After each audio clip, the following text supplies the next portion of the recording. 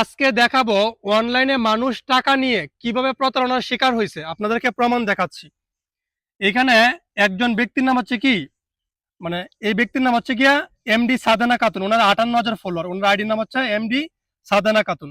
এই যে 58,000 ফলোয়ার, এই ব্যক্তি কি করছে, ফেসবুকে একজনকে টাকা দিছে। ওনার আইডিতে সমস্যা, কি সমস্যা আমি ভিডিওতে দেখাচ্ছি। এই জন্য টাকা দিছে।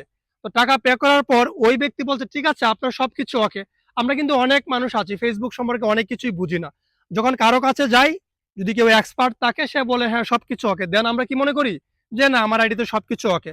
এখন দেখেন উনার যে আইডি আছে, উনার আইডিতে পে আউট কয়টা, একটা দুইটা তিনটা চারটা পে আউট করে রাখছে। আপনারা অলরেডি নাম্বারগুলো দেখতে পাচ্ছেন, চারটা পে আউট করে রাখছে। এবং ওনার যে ব্যাংক অ্যাকাউন্ট, এখানে কিন্তু কোনো ব্যাংক অ্যাকাউন্ট নাই, কোনো কিছুই করা নাই, টোটাল কি এটা সবকিছুই ফেক, এটা কিন্তু হয় নাই। এরপরে এই ব্যক্তি কি করছে, আমার সাথে যোগাযোগ করছে।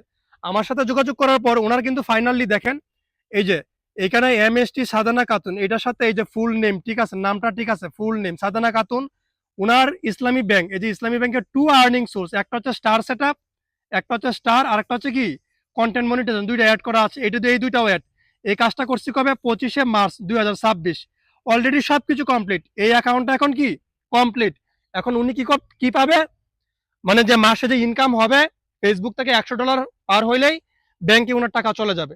সো এরকম কিন্তু অনেকের বাংলাদেশের আছেন। আপনারা বিভিন্ন মানুষের কাছে নিজের পাসওয়ার্ড আইডি দিয়ে দেন, একটু সেফ, একটু যাচাই বাছাই করে দেখবেন যে মানুষটা আসল নাকি ফেক।